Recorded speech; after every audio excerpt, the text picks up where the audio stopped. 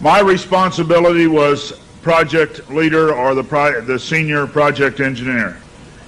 We began to work on the design of a microchip that, when it was completed, was 0.75 millimeters in diameter, 7 millimeters long.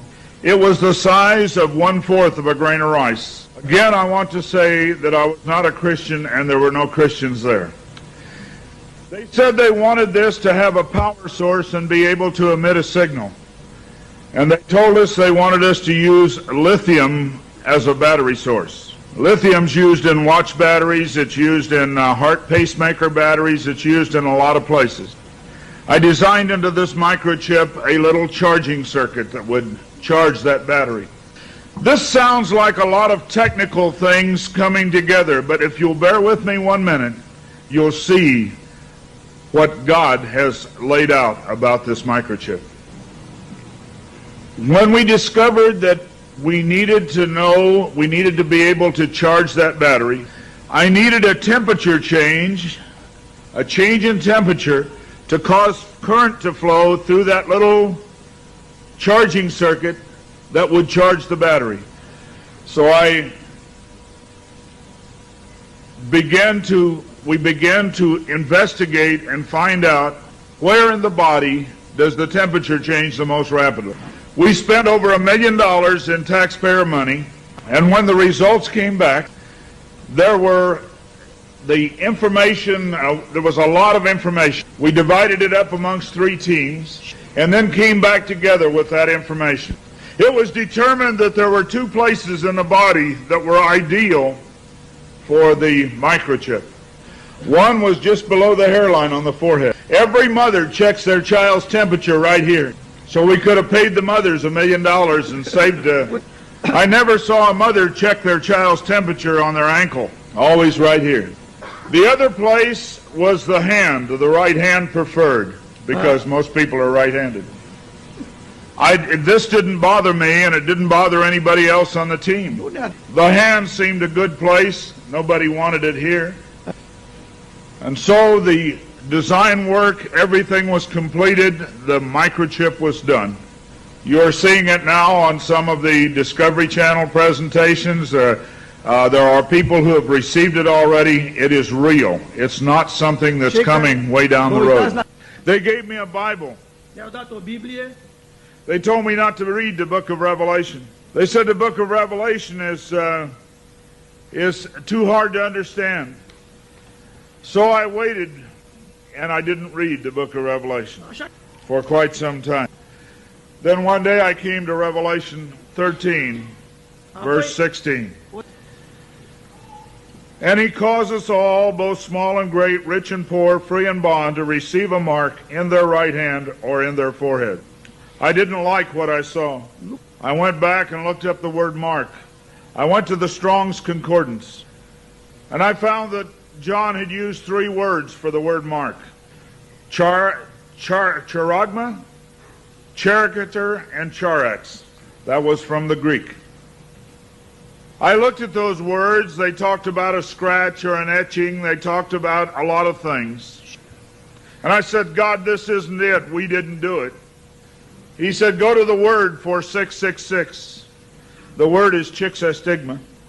In the Greek, it says to go to 4742 as a cross. The last half of the word chixastigma. And when I looked at what it says stizo, i.e. to stick, to prick, a mark incised or punched into for recognition of ownership. I thought about the little injection tool. The end of it is called an incisor. I began to weep and I began to cry, and I said, oh God, what have we done? I couldn't believe that this lined up with what we had developed. And I began to run from God. I didn't run away from the church, I ran into the church. I tried to do as many things as I could to atone for this. But I want to tell you something, as God is my witness here tonight, this got in the way. Money got in the way. I had beautiful homes overlooking the lake. I had all the things that I wanted. And I ran because of the money.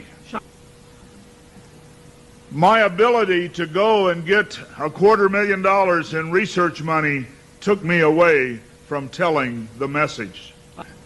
I ran for many years. What I want to tell you is that this is real. The microchip implant is real. Credit cards are failing. They can be counterfeited. The new smart card can be counterfeited. They can be stolen. They can be lost. All kinds of things can happen to a card.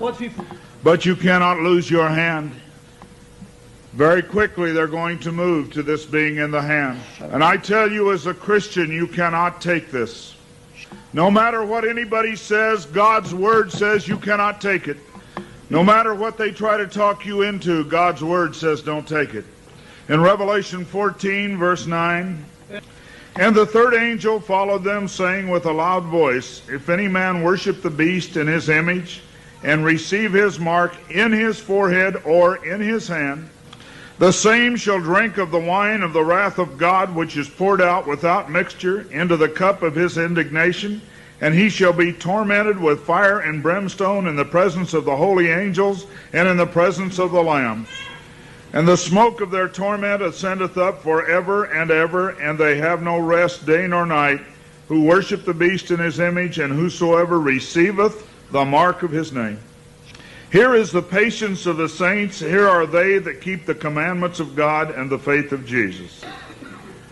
It's very simple. God's Word says do not take it. Today there have been over 15,000 babies that have been given the positive identification, the microchip. Many companies are using the microchip as identification in their top-level employees. The Immigration Naturalization Service has a better passport, the human hand. So many of these things are all around us. We talk about the signs of the New World Order. God has spelled out in His Word just exactly what's going on today in the New World Order. Satan desires to have a one-world government. From the time he fell, he said, I want a one-world government. He wants to replace God. And so we see a government put together by men, a one-world government. The signs of the times are all around us.